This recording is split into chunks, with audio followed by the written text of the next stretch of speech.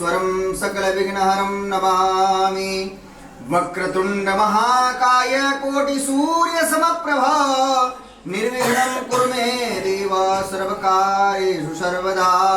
यं ब्रह्म वेदान्तविदो वदन्तिं परं प्रधानं पुरुषं दधान्ये विश्वोदकते कारणमीश्वरं वा तस्मै गुरुभ्यो नमः। हरि ओम। ओम अपवित्रः पवित्रो वा सर्वावस्थाङ्गरूपी वा या स्मरेत् पुण्डरीकाक्षं स्वाह्याभ्यान्तरः सुजे पुण्डरीकाक्षपनातुः पुण्डरीकाक्षपनातुः पुण्डरीकाक्षपनातुः हस्तौ प्रक्षाल्यः आचम्यः। हरि ओम। ओम केशवाय नमः माधवाय नमः। हरि ओम। ओम गंगायै नमः। ओम नर्मदायै नमः। ओम सरस्वत्यै नमः। हस्तौ प्रक्षाल्य ऋषिकेशाय नमः। सभी लोग अपने अपने आसन को जहाँ बैठे हैं वहाँ पर स्पर्श करके प्रणाम कर लेंगे। पृथ्वी त्वयाधिता लोका देवी त्वं विश्वनाधिता त्वं च धारे मां देवी पवित्रं गुरुचासनं माधार शक्ते नमः। पृथ्व्यै नमः वसुन्धरायै नमः। कमलासनायै नमो नमः। अनन्तानन्दकूटे नमस्कारान् नमस्करोमि। बुढ़िया धरती माता की जय। हाथ जोड़ करके इस कार्य को करने के लिए यहाँ बैठे हैं। श्रीमद् भागवत ज्ञान यज्ञ अपने पितृस्तरों के लिए कल्याण के लिए जो हमारे सूर्य नारायण इसके साक्षी देवता हैं, प्रत्यक्ष देवता भगवान सूर्य नारायण हैं, उनका हम लोग ध्यान कर लेंगे। हे सूर्य नारायण भगवान, आपको साक्षी मान करके आपकी सन्निधि में आपकी उपस्थिति में हरे ओम। आद्या विश्वे रुद्रा विश्वे देवा मरुत्प्रणः तिलकन्ते प्रयच्छन्तु धर्म कामार्थ पुण्य कामार्थो पूजा कार्यार्थ सिद्धये। हरि ओम। ओम श्री सदे लक्ष्मी सपत्यां बहुरात्रि पार्श्वे नक्षत्राणि रूप वसुनो व्याप्तं वा श्रृण्यघाण मुम्बईघाण। सबको देवी से प्रारंभ करिए। सब लोग अपने मस्तक में तिलक धारण करेंगे। अधग्रंथि बंधनम। हरि ओम। ये देखिए अपना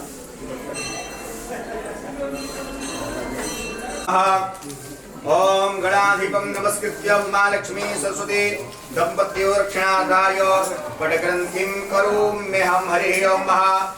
मंगलम भगवान विष्णु मंगलम गरुड़ध्वज मंगलम पुंडरीकाक्ष मंगलायस्तरो हरि। तदेव लग्नं सुदिनं तदेव ताराबलं चंद्रबलं तदेव विद्याबलं दैवबलं तदेव लक्ष्मीपते ते क्रियोन्मरामि। लाभस्तेषां यस्तेषां कुतस्तेषां पराजयः तेषां दीवर्ष्यामो हृदयस्थो जनार्दनः। गणाधिपं नमस्कृत्य महालक्ष्मी सदान। वेदों में, शास्त्रों में, पुराणों में ब्राह्मणों के द्वारा गाया हुआ जो पूजन का पुण्य फल है वो हम सभी भक्तों को प्राप्त हो, ऐसा वेद भगवान से हम प्रार्थना करेंगे। हरि ओम। हरि ओम। हरि ओम। भद्रं कर्णेभिः शृणुयाम देवा भद्रं पश्येमाक्षभिर्द्राः स्थिरैरङ्गैस्तुष्ट्वा पुंसस्तरोभिवसेमहि देवहि कञ्जदायुः शतमिन्नु शरदो अन्तिदेवायत्रानिचक्राजरसन्तनूनां मा पुत्रासो शतपितरो भवन्ति मानो मध्या ह्रीलिखदायुगन्तोः अतिथिजोरतिथिरन्तरिक्षमतिथिर्माता स पिता स पुत्रः विश्वे देवा अदितिः पंचमे देवाः शान्ति ब्रह्म शान्तिः सर्वगुण शान्ति शान्तिरेव शान्तिः सामा शान्तिरेधे यतो यतः समीहसे ततो नो भयं कुरु सन्नः कुरु प्रियाभ्यो भयं नः पशुभ्यः सुशान्तिर्भवतु श्रीमन्महागणाधिपतये नमः। आप लोग लिए रहे सब लोग वाम करें नक्षत्रं कृत्वा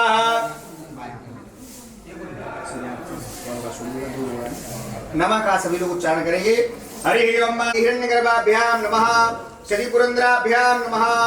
अपने माता पिता के चरणों का स्मरण कर लीजिएगा। माता पितृ चरण कमलेभ्यो नमः। इष्ट देवता जो होंगे आप उनका भी ध्यान करिए। इष्ट देवताभ्यो नमः। कुल देवताभ्यो नमः। जय मंत्र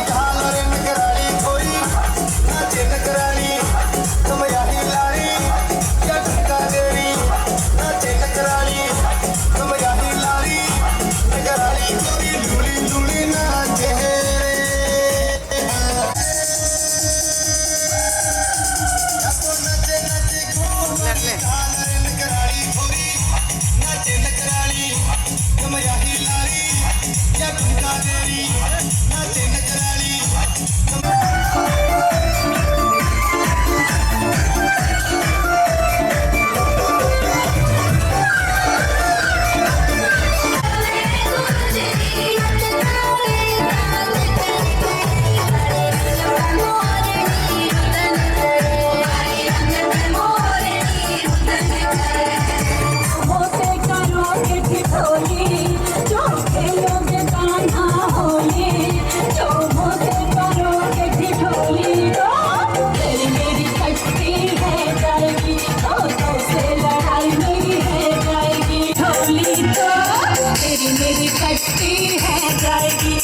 तो से लड़ाई मेरी है जाएगी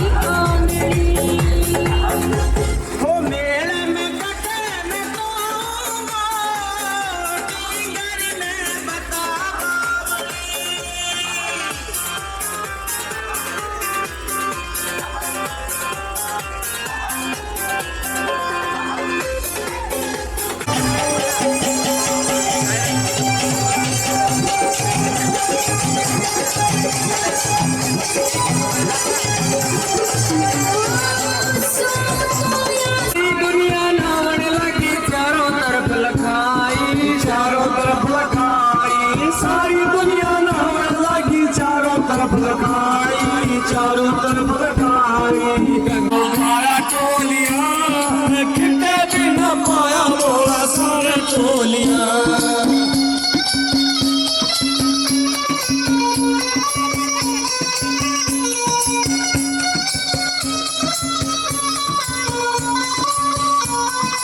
नंगे नंगे पैर में तो नीलकंठ में आई नीलकंठ में आई नंगे नंगे पैर में तो नीलकंठ में आई नीलकंठ में आई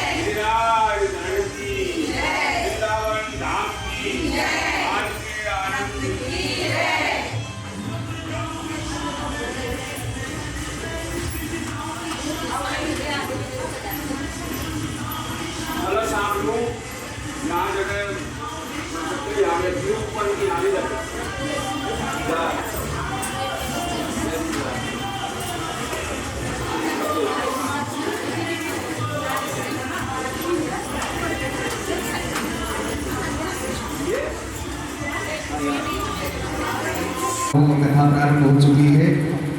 बोलिए गौरी शंकर भगवान की।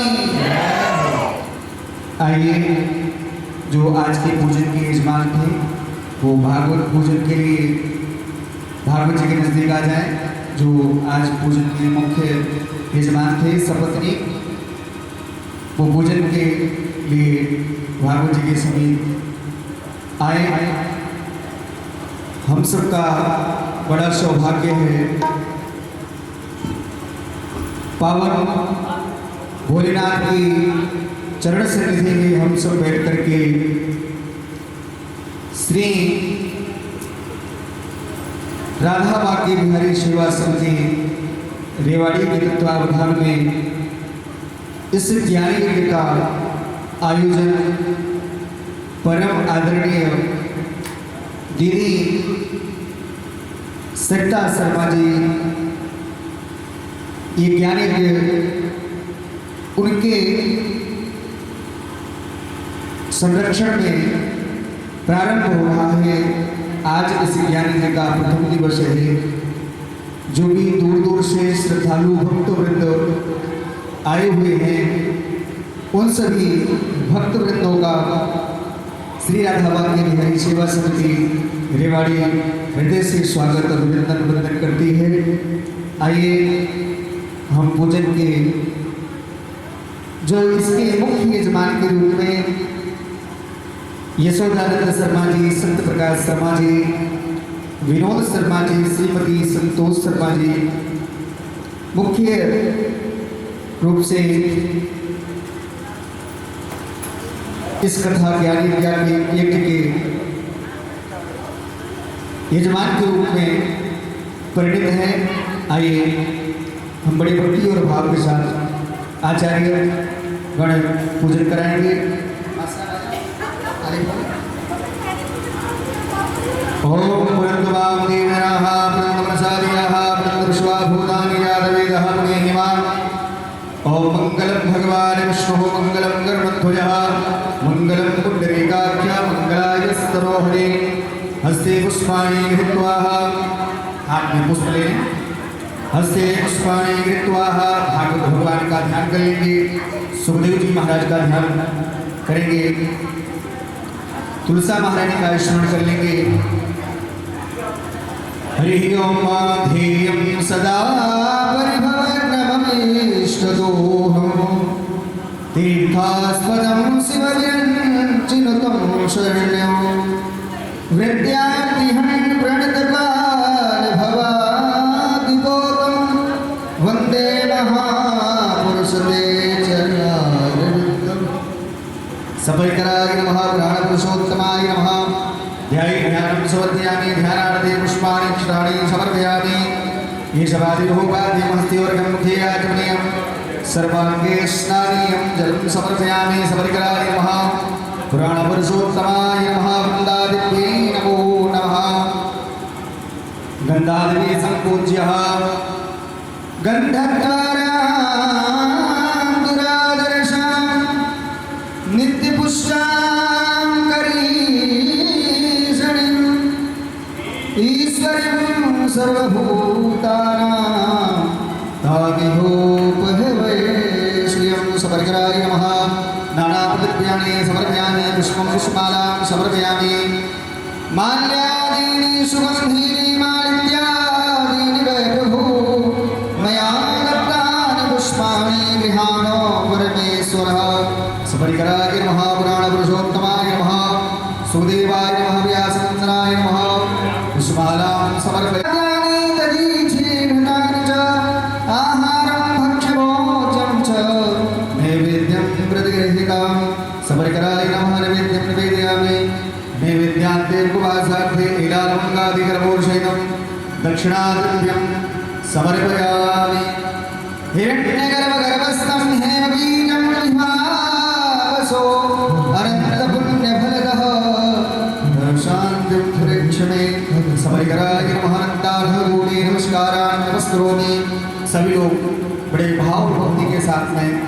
भागवत जी को प्रणाम कर लेंगे। निगम कल्पतरोर्गलितं धरं सुखमुखादं त्रिपुत्रवशयितं पिबत भागवतं रसमालयं मुहुर्मुहुः रसिका भूभावुकाः। सफरकराय नमः अनंतानंतकोटि नमस्कारान् नमस्करोमि।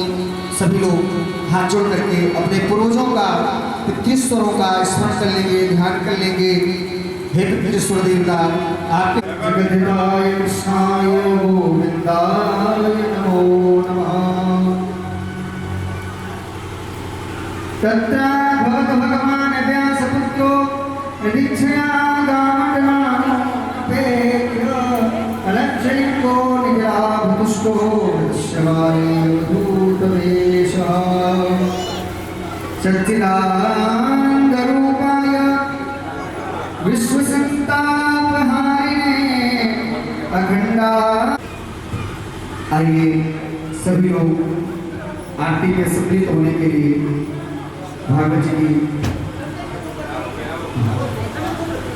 की आरती में सम्मिलित होने के लिए उपस्थित हो। सबसे निवेदन है,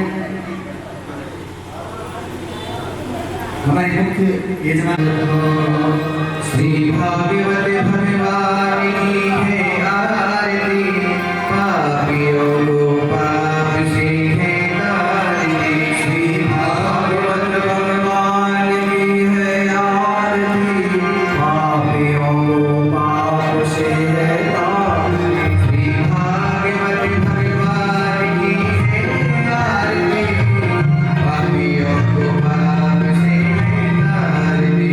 श्री भागवत भगवान की है आरती, पापियों को पाप से है तारती। अभय ग्रंथि मोहि बंधे पंचम में निराला रे कविजोनि जगाने वाला रे।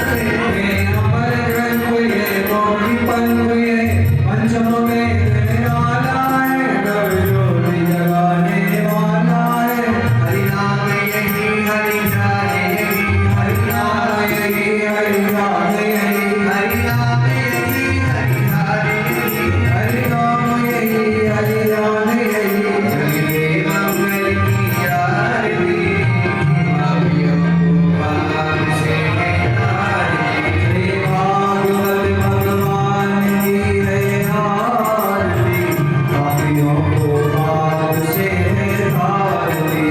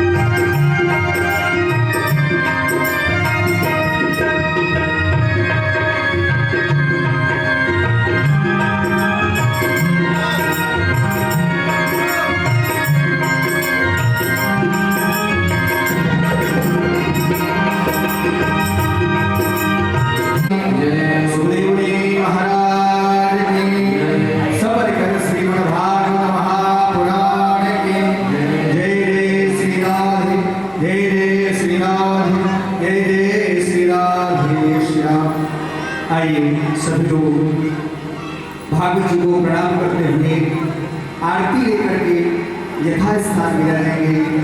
भगवान की महती करुणा कृपा बाबा भोलेनाथ के पावन प्रांगण में हम सब विराजमान होकर के पूज्य सतगुरुदेव भगवान के श्री चरणों में हम सब निवेदन करें। हम सभी को श्रीमद् भागवत भक्ति रूपी पद पर विराजमान करके भगवान के चरणों में हमारी गति हो, ऐसी पावन चर्चा हम सभी को शौक कराने की कृपा करें। जय श्री राधे, जय श्री राम। बोलो मांगे आजा आजा रे कन्हाई मेरी आजा आजा रे सांवरिया तेरी याद आई आजा आजा रे सांवरिया तेरी याद आई याद आई रे तेरी याद आई याद आई रे अरे याद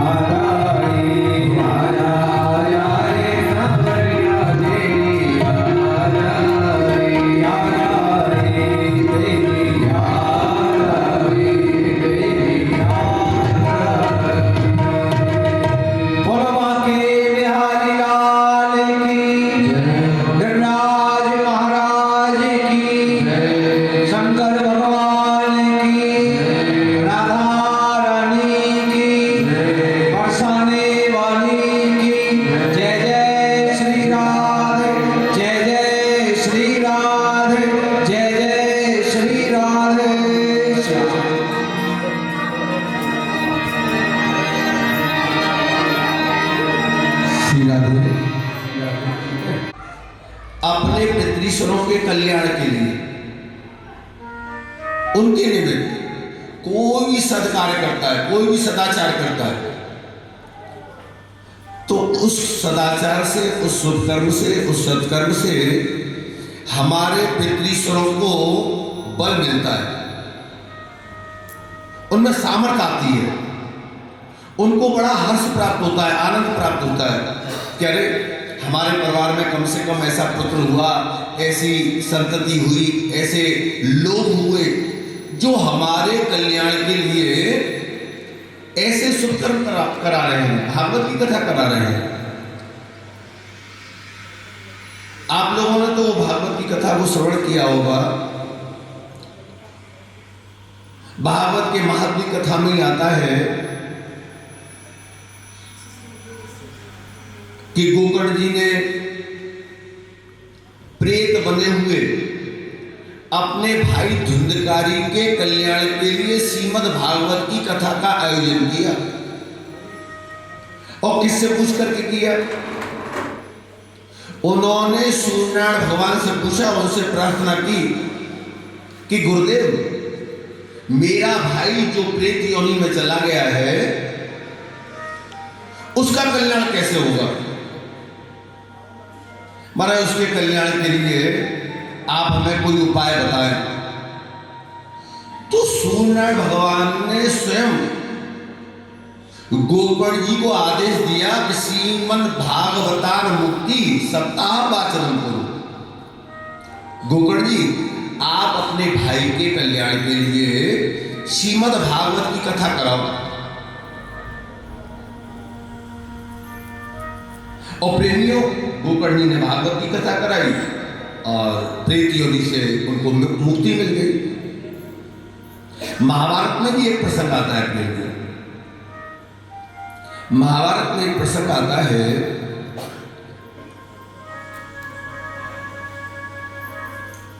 अष्टावक्र ऋषि का। अष्टावक्र ऋषि अपनी मां के गर्भ में थे। उसी समय का प्रसंग है। उनके पिता वेद मंत्र का उच्चारण कर रहे थे। अष्टावक्र ऋषि ने मां के गर्भ में से अपने पिता को वेद मंत्र का पाठ करते हुए सुना, तो उन्होंने कहा, पिताजी आप अशुद्ध बोल रहे हैं। पिताजी को बड़ा आश्चर्य हुआ, कह रहे यहां ऐसा कौन व्यक्ति आ गया जो मुझे ये समझा रहा है कि मैं अशुद्ध बोल रहा हूं। अपनी पत्नी से पूछा, देवी ये किसकी आवाज है? उन्होंने कहा, हमारा ये जो गर्भ में स्थित बालक है ये इसके शब्द है, इसने कहा है। अच्छा, डांट दिया, गर्भ स्थित बालक को डांट दिया। फिर दोबारा से वेद मंत्र का पाठ करने लगे, तो उस बालक ने दोबारा से कहा कि पिताजी आप फिर अशुद्ध पढ़ रहे हैं।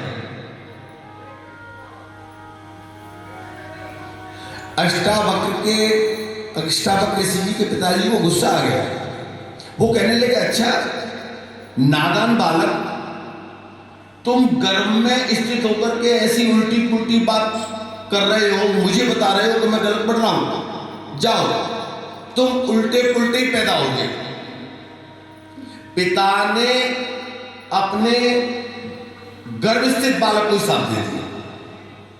संयोग की बात, अष्टावक्र ऋषि जब उत्पन्न हुए तो 8 जगह से उनका शरीर टेढ़ा मेढ़ा था।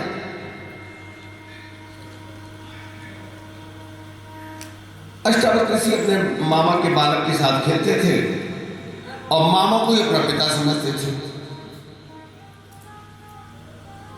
12 वर्ष के हो गए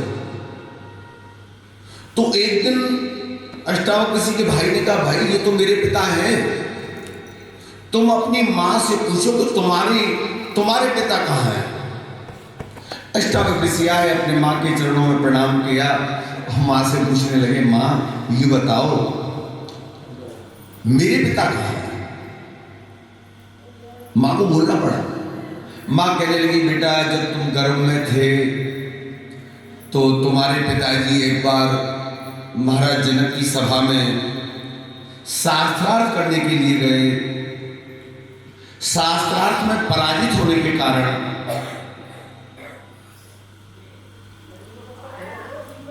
उनको सरोवर में प्रवेश करना पड़ा। उनका शरीर शांत हो गया। अष्टावक्र ऋषि ने जैसे ही अपनी मां के मुंह से ये शब्द सुने कि अरे मेरे पिता चले गए, बस सीधे मां के चरणों में प्रणाम करके महाराज जनक की सभा में चले गए। जैसे ही महाराज जनक के दरबार में पहुंचे तो द्वारपाल ने अष्टावक्र ऋषि को रोक दिया। बोले अष्टावक्र तुम अंदर नहीं जा सकते। महाराज आप अंदर नहीं जा सकते। क्यों? बोले आप तो छोटे से बालक हो और इस समय हमारे महाराज जो जनक हैं वो बड़े बड़े धर्माचार्यों के बीच में बैठे हुए हैं, धर्म चर्चा चल रही है, धर्म के बारे में चर्चा कर रहे हैं, इसलिए आप नहीं जा सकते। अष्टावक्र ऋषि ने द्वारपाल से प्रार्थना की कि द्वारपाल जी आप मुझे एक बार अंदर जाने दो और मैं आपको विश्वास दिला रहा हूं कि महाराज जनक के सभा में जो सबसे बड़ा विद्वान होगा मैं उसको पराजित करूंगा और महाराज मुझको पुरस्कार देंगे तो मैं आपका सम्मान करूंगा। द्वारपाल अष्टावक्र ऋषि की बातों में आ गए। उन्होंने जान लिया। जैसे ही बालक अष्टावक्र महाराज जनक के दरबार में पहुंचे थे, जनक का दरबार लगा हुआ था, विद्वान बैठे हुए थे। महाराज जनक ने जैसे ही अष्टावक्र ऋषि को आते हुए देखा सामने से तो रोक दिया। बोले रुक जाओ बालक। अष्टावक्र ऋषि रुक गए। अष्टावक्र ऋषि को देख करके वहां पर जितने विद्वान लोग बैठे थे वो सब हंसने लगे, ठाक मार करके हंसने लगे। अष्टावक्र ऋषि भी हंसने लगे। महाराज जनक ने कहा अष्टावक्र ऋषि से, अच्छा ये बताओ तुम कैसे आए? बोले महाराज द्वार से आए। क्या तुमको द्वारपाल ने मना नहीं किया कि महाराज जनक विद्युत सभा में बैठे हुए हैं? बोले हाँ महाराज द्वारपाल जी ने मना किया कि विद्वानों की सभा चल रही है, बड़े बड़े विद्वान बैठे हुए हैं। तो मैं तो ये जानना चाहता हूं महाराज, जैसे आपका द्वारपाल मूर्ख है, उसको तो ज्ञान है नहीं, क्या आप भी उतने ही मूर्ख हैं? जैसे ही महाराज जनक से मूर्ख शब्द कहा महाराज जनक आश्चर्य पड़ गए। बोले महाराज आपने विद्वत्ता का जो पैमाना है, विद्वत्ता का की जो गुणवत्ता है, वो क्या किसी व्यक्ति की आयु से मन में धारणा बना रखी है कि जो सबसे बूढ़ा होगा, जो 100 वर्ष का होगा वही विद्वान होगा, छोटा बच्चा विद्वान नहीं हो सकता? और यदि आप ये समझते हैं तो महाराज मैं आपके मन की किसी भी जिज्ञासा को शांत कर सकता हूं, मैं आपके किसी भी संशय का समाधान कर सकता हूं।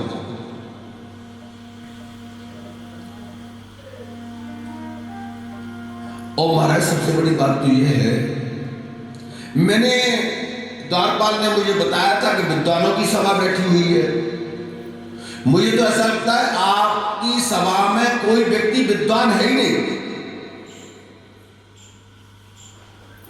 महाराज आप अपने इन लोगों से पूछो मुझे देख करके ये क्यों हंसे, इनको हंसी किस बात पर आई? लोग कहने लगे कि महाराज हम तो आपके रूप को देख करके, आपकी चमड़ी को देख करके, आपके स्वरूप को देख करके हमको हंसी आ गई। तो महाराज ये तो मेरे भाई रूप को देख रहे हैं, इस शरीर के चमड़े को देख रहे हैं, मैं कुरूप हूं, मैं 8 जगह से टेढ़ा हूं। ये तो वास्तव में एक चमार व्यक्ति का लक्षण है जो सिर्फ चमड़े को देखता है, किस चमड़े की अच्छी जूते बनेंगे, चप्पल बनेंगे। तो मेरे को तो बड़ा दुख हुआ आपकी सभा में आकर। महाराज जनक ने अष्टावक्र ऋषि से 4 प्रश्न पूछे और अष्टावक्र ऋषि ने उन चारों प्रश्नों का समाधान कर दिया। बोले महाराज मैं आपसे चर्चा करने के लिए नहीं आया, मैं तो आपके यहाँ के जो सबसे बड़े विद्वान हैं बादी, मैं उनसे चर्चा करना चाहता हूँ। अब जो महाराज जनक के सबसे बड़े विद्वान थे वो बैठ गए, एक तरफ वो बैठ गए, एक तरफ अष्टावक्र ऋषि बैठ गए, दोनों का शास्त्रार्थ हुआ। अष्टावक्र ऋषि ने शास्त्रार्थ में उन विद्वान को पराजित कर दिया। अब महाराज जनक के समय में ऐसा कोई नियम था कि जो व्यक्ति शास्त्रार्थ में पराजित हो जाता था तो उसको ले जाकर के एक सरोवर में डाल देते थे, और वो सरोवर कौन का था? वरुण देवता का। वरुण देवता क्या करते? उस व्यक्ति को ले जाके अपने लोक में ले जाते थे। अब वही काम किया गया कि सबसे बड़े विद्वान को ले जाकर के सरोवर में डाला गया। अब महाराज कहने लगे अरे ये तो हमारे सभा की शोभाएं हैं, मुकुटमणि हैं, अष्टावक्र इनको छोड़ दो, इनको क्षमा कर दो, और इनकी अकाल मृत्यु हो जाएगी। तो अष्टावक्र जी ने महाराज जनक से कहा कि आपको याद होगा कि 12 वर्ष पहले मेरे पिता को भी यहीं लाया गया था सरोवर के किनारे, और इस सरोवर में डुबो दिया गया था। क्या मेरे पिता की मृत्यु आ गई थी? नहीं आई थी ना, मेरे पिता की भी अकाल मृत्यु हुई थी। यदि महाराज आप इनका जीवन चाहते हैं तो ऐसा करें, मेरे पिता को लौटा दें। उस सरोवर में से वरुण भगवान स्वयं प्रकट हो गए, और प्रकट ही नहीं हुए, वरुण भगवान अष्टावक्र ऋषि के पिता को लेकर के प्रकट हुए। अष्टावक्र ऋषि के पिता ने जैसे ही अपने बालक अष्टावक्र को देखा तो उनके नेत्रों में से अश्रुपात होने लगे, रोने, अपने पुत्र को हृदय से लड़ा लिया। बोले अष्टावक्र, मैंने तुमको साफ दिया था कि तुम 8 जगह से टेढ़े उत्पन्न होगे, टेढ़े मेढ़े उत्पन्न होगे, लेकिन आज मुझको पता चला कि तुमने पुत्र शब्द को सार्थक कर दिया, जीवित कर दिया। प्रेमियों, पुत्र किसको कहते हैं?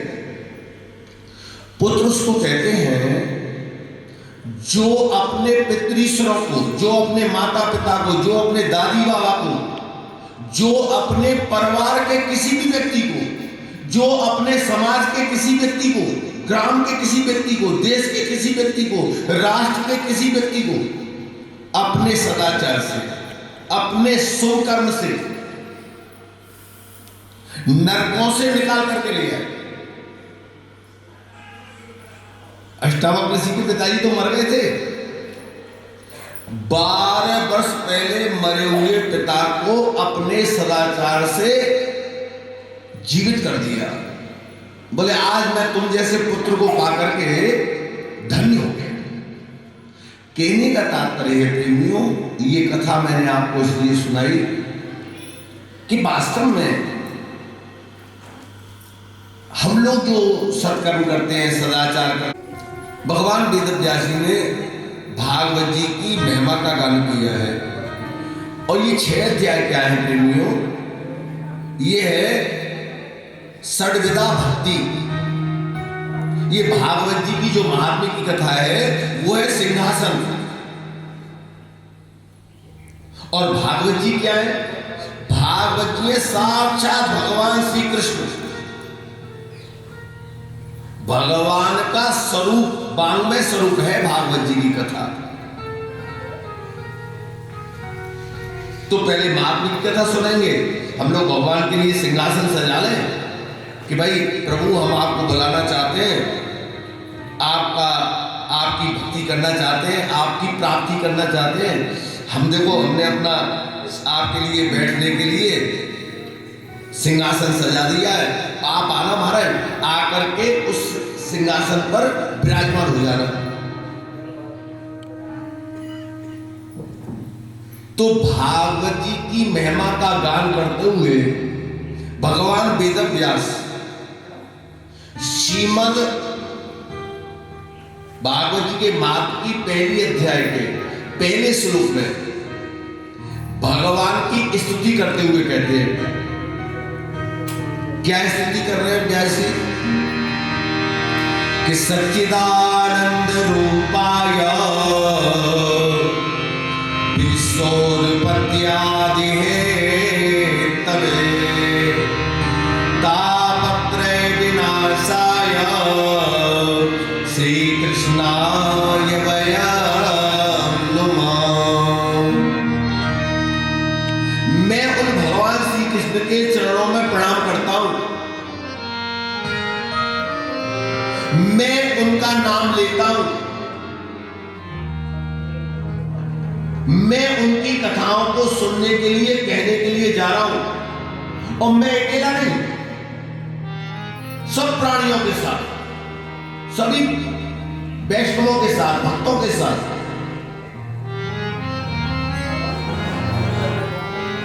कौन से भगवान कृष्ण की कथा सुनने के लिए जा रहे हो? कौन से भगवान कृष्ण की कथा कहने के लिए जा रहे हो?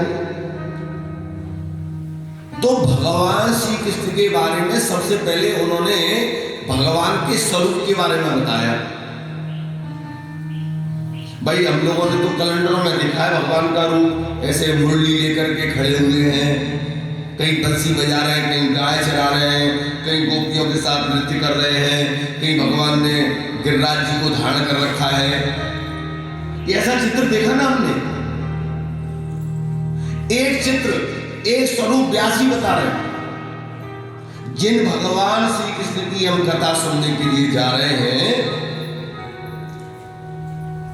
उन भगवान श्री कृष्ण के स्वरूप की 3 विशेषता है। वो कैसे लगते हैं, कैसे दिखते हैं, वो उनको कैसे प्राप्त किया जाएगा? सबसे पहला स्वरूप बताया भगवान का कि यदि तुम भगवान को प्राप्त करना चाहते हो, उनके दर्शन करना चाहते हो, उनसे मिलना चाहते हो, तो सबसे पहली बात जान लो भगवान के बारे में। और वो क्या बात है प्रेमियों? कि भगवान सत्य स्वरूप है।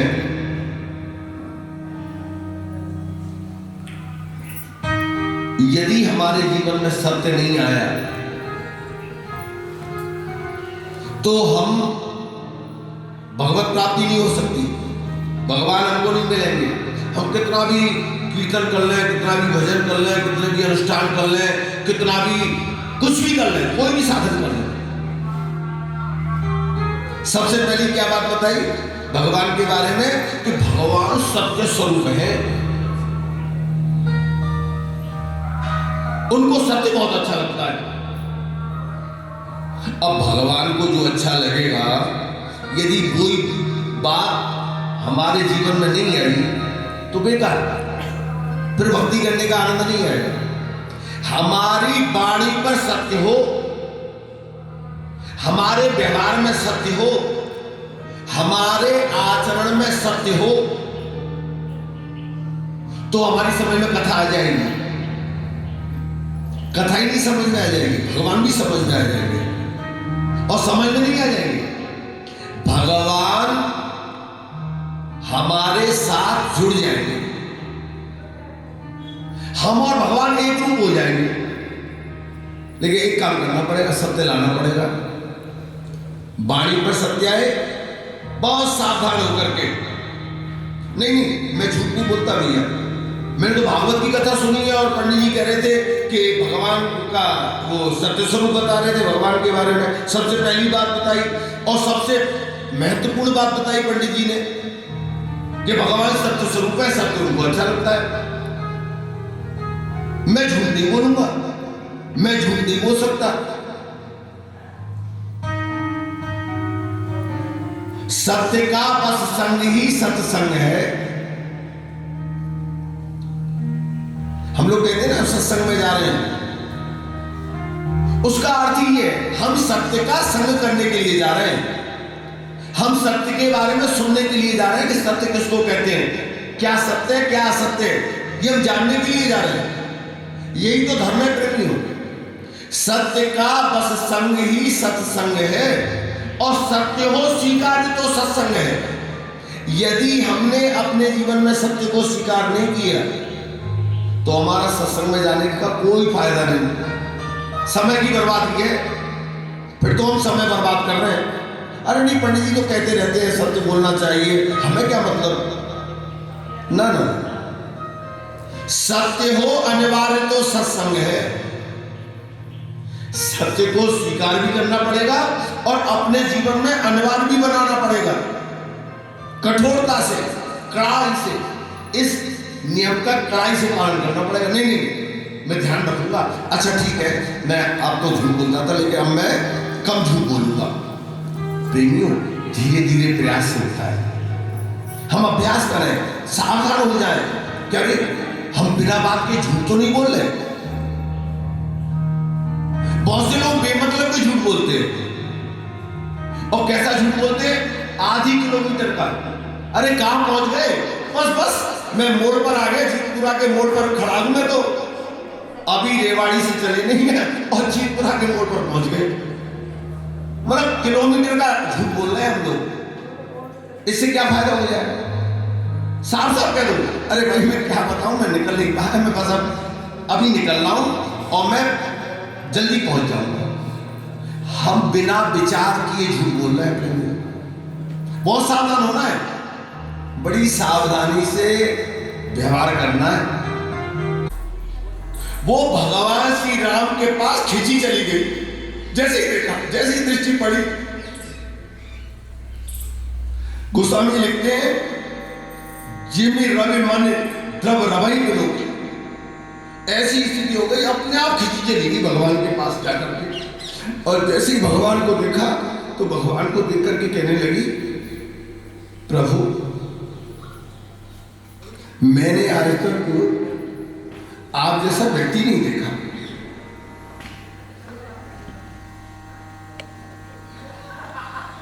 आप तो वास्तव में बड़े खूबसूरत है, बहुत सुंदर है।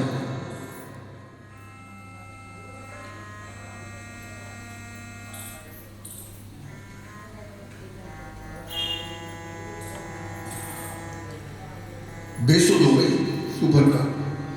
प्रसंग ऐसा आता है, भगवान ने उसके नाक कान काट लिए।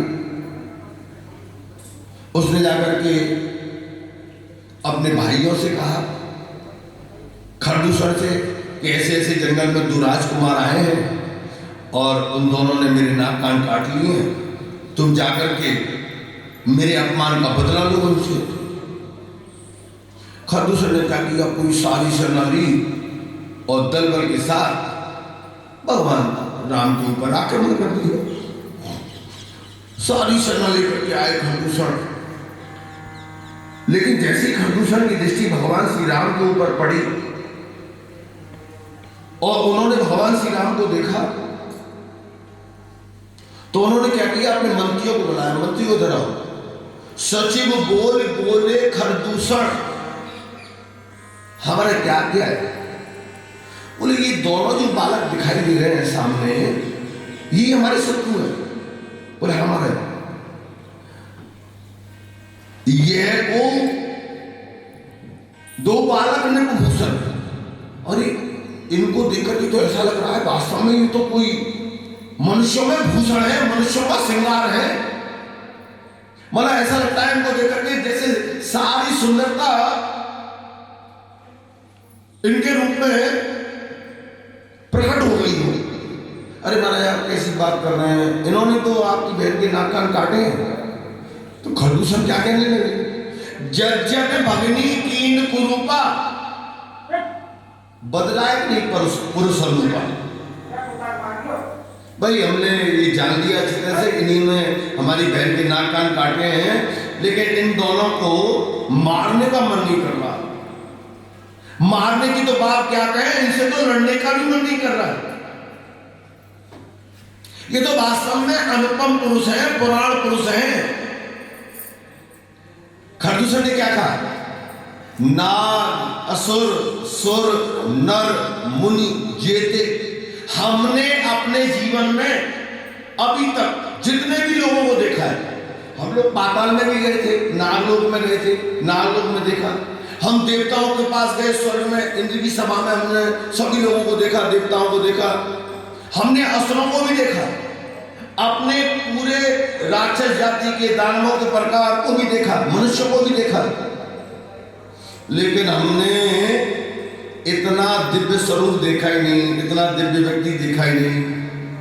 ऐसा करो, इनकी पत्नी को छिपा लो और इन दोनों व्यक्तियों को जीवित छोड़ दो, मगर इनको मारने का मन नहीं कर रहा है। प्रेमियों, ये वास्तविकता है, भगवान के स्वरूप की विशेषता है। 3 बातें बतलाई भगवान के स्वरूप के बारे में। पहली बात बतलाई कि भगवान सत्य स्वरूप है। दूसरी विशेषता बतलाई भगवान चिद स्वरूप है। तीसरी विशेषता बतलाई भगवान के बारे में कि भगवान आनंद स्वरूप है। लेकिन प्रेमियों, पहली बात पर ध्यान देना है, सत्य स्वरूप। जिस व्यक्ति के जीवन में सत्य आ जाता है, एक छोटी सी बात, यदि हमारे जीवन में सत्य आ गया तो ये सत्य पता है क्या करता है? हमारे जीवन को प्रकाशित कर देता है, हमारे जीवन से अंधकार को अपने आप मिटा करके रख देता है। इस सत्य में रोशनी है प्रेमी, रोशनी, प्रकाश। वेद में एक शब्द आता है कि प्रभु मैं आपसे प्रार्थना करता हूं, असतो मां सद्गमय, आप मुझे असत्य से सत्य की ओर ले चलो। मैं असत्य से बचना चाहता हूं, झूठ से बचना चाहता हूं, मैं आपके मार्ग का अनुसरण करना चाहता हूं, आप मुझे सत्य की ओर ले चलो। आप मुझे तमसोमा ज्योतिर्गमय, महाराज आप ऐसी कृपा करो मेरे ऊपर, मैं अंधकार से प्रकाश की ओर चला जाऊं, मेरा जीवन प्रकाशित हो जाए। मृत्योर्मा अमृतम गमय, महाराज ऐसी कृपा कर दो, मैं इस जन्म मरण के चक्कर से मुक्त हो जाऊं, मैं अपने इस मानव जीवन में अमृत तत्व को प्राप्त कर लूं। पर ऐसी कृपा कर दो मेरे ऊपर। हो गई कृपा। जब हमारे जीवन में सत्य आता है तो हमारा अंधकार, हमारा अज्ञान सब अपने आप समाप्त हो जाता है। प्रेमी हो, ये सत्य क्या करता है? हम लोग पढ़ाई पढ़ते हैं ना, हाई स्कूल पास हो गए, इंटर पास हो गए, बीए हो गए, एमए हो गए, पीएचडी हो गए, डॉक्टरेट पढ़, हमारे संत तो इतना नहीं पढ़ते। हमने तो महापुरुषों के बारे में नहीं सुना कि महापुरुषों ने कोई बहुत पढ़ाई की हो, स्कूल देखा हो, विद्यालय देखा हो। उन्होंने सत्य का आचरण किया, सत्य को जीवन में उतारा, उनका अज्ञान मिट गया, उनका जीवन प्रकाशित हो गया, और प्रेमियों उनका जीवन आनंद से भर जाता है।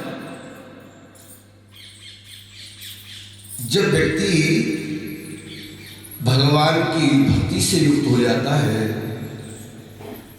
तो इस बात का कोई फर्क नहीं पड़ता वो बालक है, वो युवा है, कि वो बूढ़ा हो गया, वो हमेशा आनंद में बना रहता है। 3 बातें भगवान के स्वरूप के बारे में बतलाई। फिर कहा व्यास जी ने कि वो भगवान करते क्या है, जिनकी हम कथाओं को सुनने के लिए जा रहे हैं, वो क्या करते हैं? बोले विश्वोत्पत्त्यादि है तभी वो भगवान सारे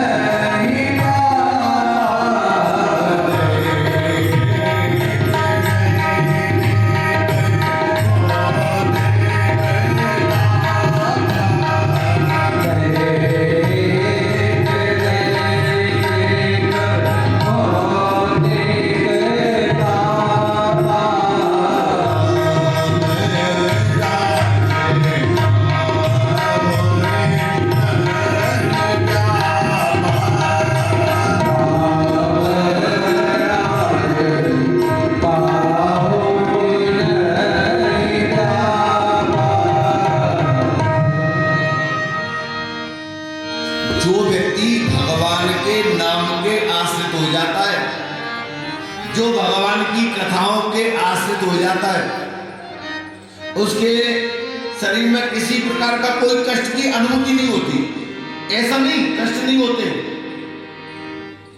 कष्ट तो होंगे, कष्ट तो हर व्यक्ति के जीवन में आएंगे। दुख सुख, ये संसारी सुख दुख में सुख, कभी सुख आ जाता है, कभी दुख आ जाता है, लेकिन दुख आएगा तो सही जीवन में, लेकिन उसकी अनुभूति नहीं होगी, पता नहीं चलेगा। कितना भी बड़े से बड़ा दुख हमारे जीवन में आ जाएगा और उसकी अनुभूति नहीं होगी, ये तो बहुत अच्छी बात है।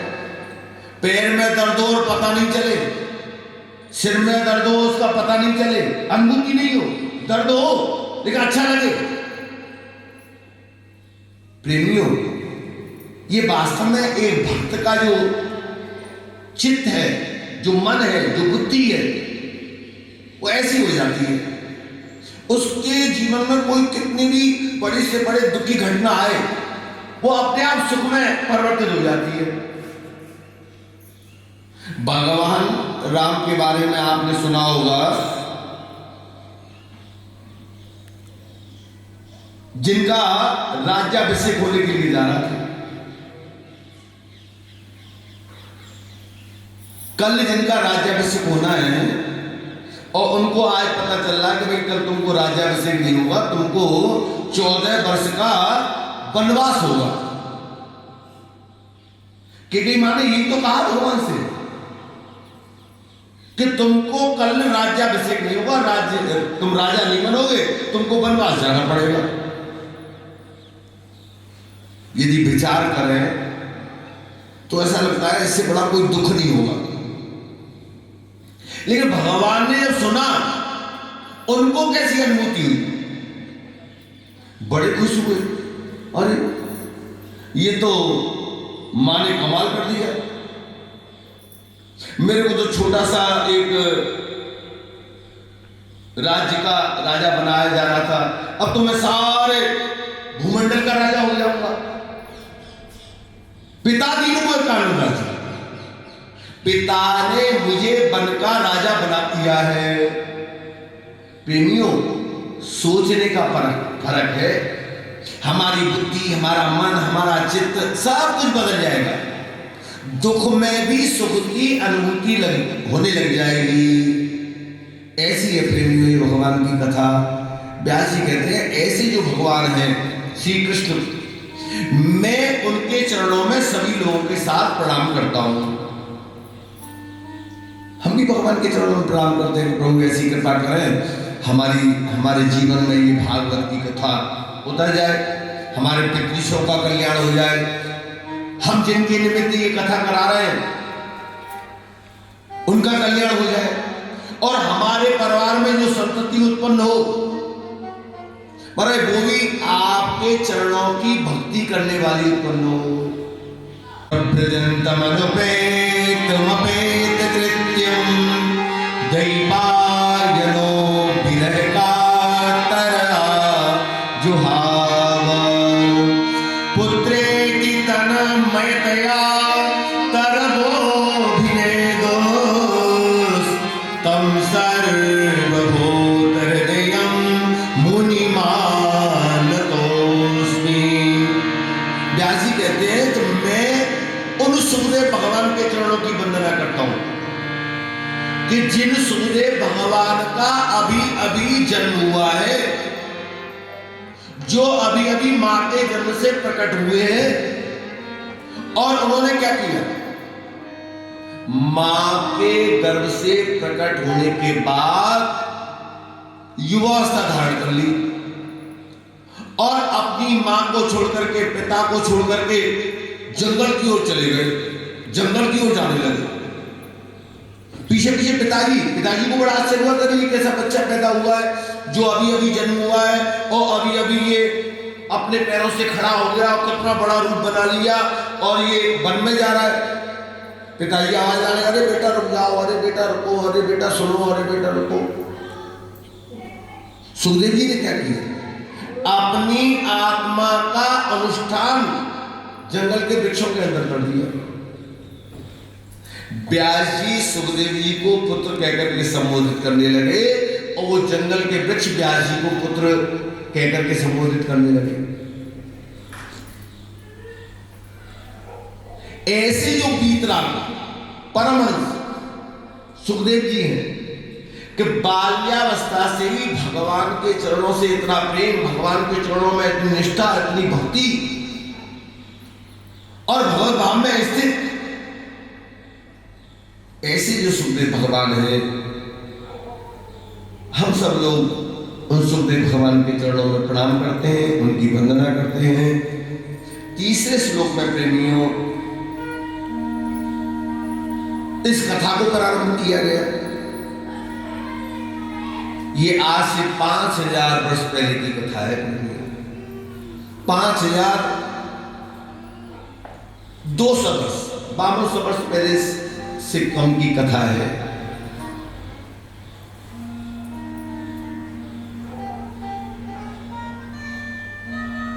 आप लोगों ने नैमिषारण्य तीर्थ का नाम सुना होगा। नैमिषारण्य तीर्थ में लखनऊ के पास है ये। वहां पर सौनकादि 88,000 ऋषि एकत्रित हुए और इकट्ठे होकर के उन्होंने व्यासासन पर सूची महाराज को बिठाया।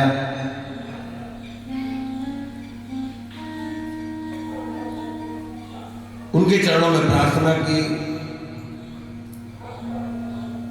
कि महाराज आप हमको भगवान की मंगलमय कथाओं को श्रवण कराओ। जैसे हम लोग यहाँ पर इकट्ठे हुए हैं, हमने 7 दिन का समय निश्चित किया है। उन्होंने 1000 वर्ष का कि 1000 वर्ष तक हम यहाँ पर बैठ करके सूजी महाराज के मुंह से भागवत की कथा श्रवण करेंगे। तो उन्होंने सूजी महाराज से 6 प्रश्न किए। सौनकादि ऋषियों ने सबसे पहला प्रश्न किया कि अज्ञान ध्वांत विध्वंस कोटि सूर्य समा प्रभ सूता क्या कथा सारम मम कर्ण रसायनम। हे गुरुदेव, हम लोग कुछ भी नहीं जानते, हम लोग बहुत बड़े अज्ञानी हैं और आपका जो ज्ञान है कोटि सूर्य समप्रभ, आप तो करोड़ों सूर्यों के समान ज्ञानवान है, प्रकाशवान है। हे गुरुदेव, आप हमको ऐसी कथा सुनाओ। सूताख्यायी कथा सारम, बड़े लंबी चौड़ी कथा मत सुनाना, कथा का ज्यादा विस्तार मत करना। कथा सार, बड़े सार सार की बात बताना, इधर उधर की बात मत बताना। कथा सार, जो भी कथा का सार हो ऐसी कथा सुनाओ। मम कर्ण रसायन, बड़े वो हमारे शरीर के लिए दवा का काम करे, औषधि का काम करे, रसायन का काम करे। बड़े आप हमें ऐसी कथा सुनाओ। भक्ति ज्ञान विरागा तो हमें तो ये ही जन्म कर लूंगा सफल, चला जाऊं इसी रास्ते रास्ते। तो ये ही जन्म कर लूंगा सफल, चला जाऊं इसी रास्ते रास्ते। तो जाता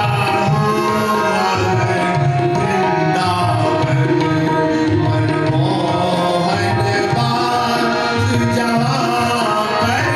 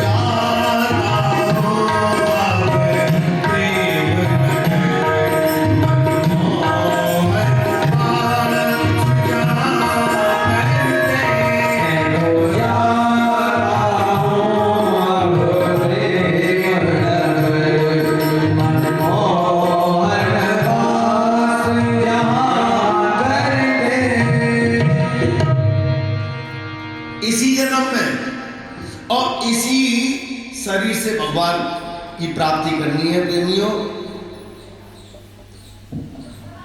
ये 6 प्रश्न किए सौनकादिक ऋषियों ने। तो सूत जी महाराज सौनकादिक ऋषियों के प्रश्नों को सुन करके बड़े प्रसन्न हुए। सौनकादिक ऋषियों, आप लोगों ने बहुत सुंदर प्रश्न किया है। प्रीति सौनक जितते थे, तुम्हारे मन में भगवान के चरणों के प्रति इतना दिव्य प्रेम, इतनी निष्ठा, तुम चाहते हो कि हमें इसी शरीर से इसी जन्म में भगवत प्राप्ति हो जाएगी। तो एक बात मैं भी तुमसे निश्चितता से कह रहा हूं, सर्व सिद्धांत निष्पन्नम संसार भय नाशनम। मैं तुमको ऐसी कथा सुनाऊंगा जो जिसमें सारे सिद्धांतों से युक्त, जिनमें सिद्धांत कूट करके भरे होंगे, और ऐसी कथा सुनाऊंगा जो तुमको संसार के भय से सदा सर्वदा के लिए मुक्ति प्रदान कर देगी।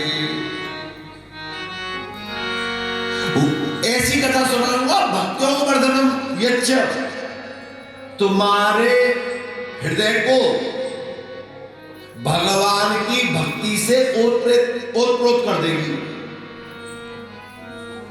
कृष्ण संतोष से और तुमको इसी शरीर से इसी जन्म में भगवत प्राप्ति हो जाएगी। सूची महाराज ने ये बहुत अच्छी बात कही है प्रेमियों, बड़े ध्यान से सुनना है इस बात को। गारंटी दे रहे, यदि कोई मंच पर बैठा हुआ वक्ता कहे अपने श्रोताओं से कि भाई मैं तुमको इन्हीं 7 दिनों में ऐसा चमत्कार दिखाऊंगा, तुमको भगवान से मिला दूंगा, 7 दिनों में तुमको भगवत प्राप्ति हो जाएगी, ये तो बहुत बड़ी बात है प्रेमियों। सूची महाराज कह रहे कि मैं तुमको कथा के माध्यम से ही तुमको भगवान से मिला दूंगा, लेकिन तुमको एक काम करना है। क्या करना है? सावधानतया सुनो प्रेमियों, बस इस बात पर हमको ध्यान देना है। हम लोग 7 दिन यहाँ भगवान भोलेनाथ की सन्निधि में बैठ करके भागवत की कथा को श्रवण करेंगे, तो बड़े भाव से, बड़े मन से और बड़े जागरूक होकर के भागवत की कथा को सुनना है, क्योंकि उन्होंने यही बात कही है कि यदि तुम सावधान होकर के भागवत की कथा को सुनोगे तो मैं तुमको भगवान से मिलवा दूंगा, तुमको भगवत प्राप्ति करा दूंगा। तो प्रेमियों, यदि हम लोग भी सावधान होकर के भाव से और मन लगा करके इस भागवत की कथा को श्रवण करेंगे तो निश्चित ही इन्हीं 7 दिनों में हमारे हृदय में भी भगवान के प्रति दृढ़ भक्ति उत्पन्न हो जाएगी। एक भक्त भगवान से क्या प्रार्थना करता है, ये भक्त भगवान से क्या चाहता है, एक भजन के माध्यम से हम लोग आनंद लेंगे।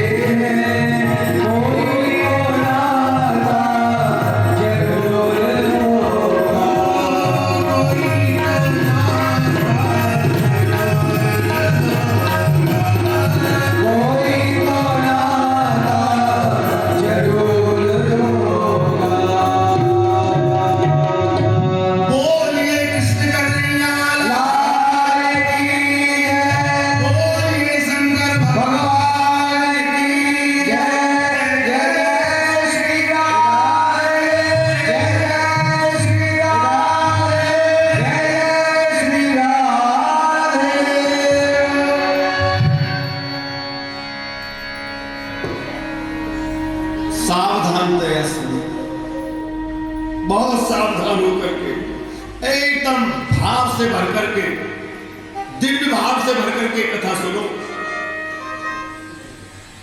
ऐसा भाव भर लो। भाव क्या बनना है?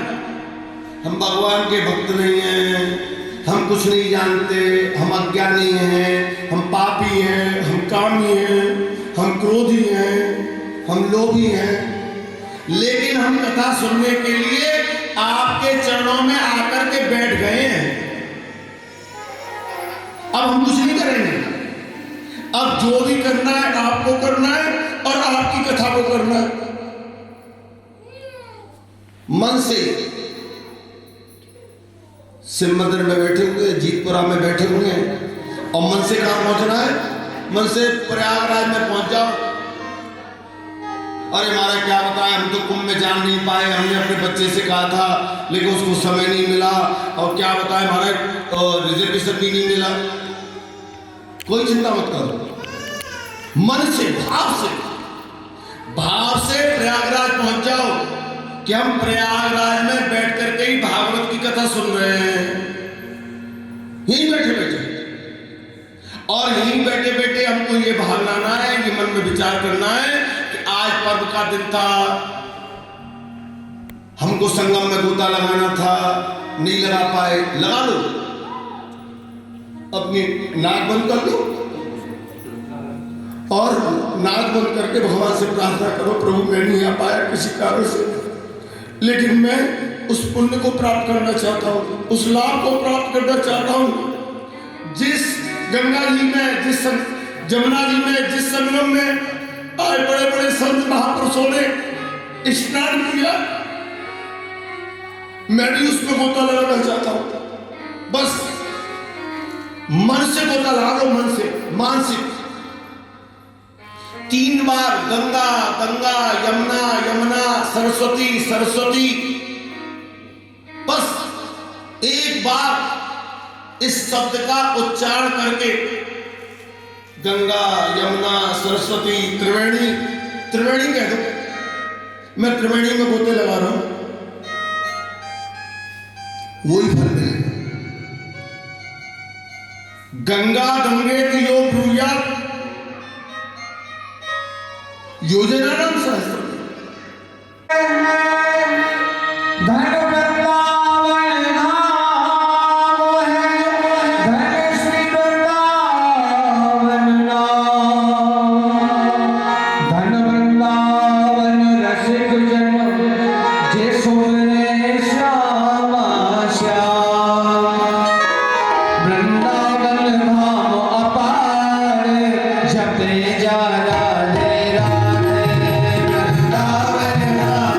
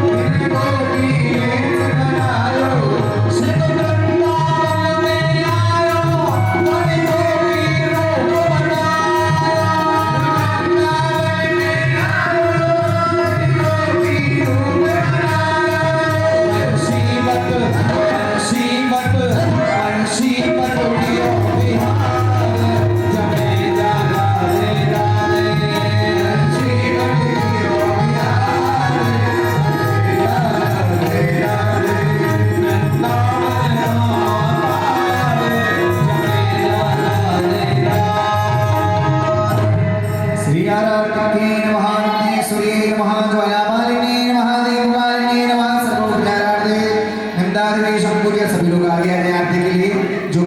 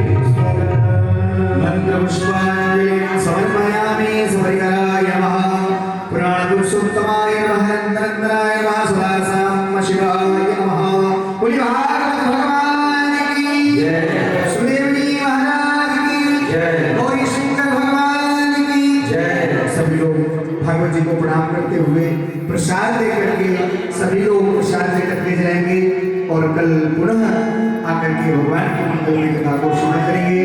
आइए हरिनाम संकीर्तन करते हुए भगवान को हृदय में विराजमान करते हुए अपने कर्तव्य को स्नान करेंगे। जय श्री राधे, जय श्री राधे। राधे राधे।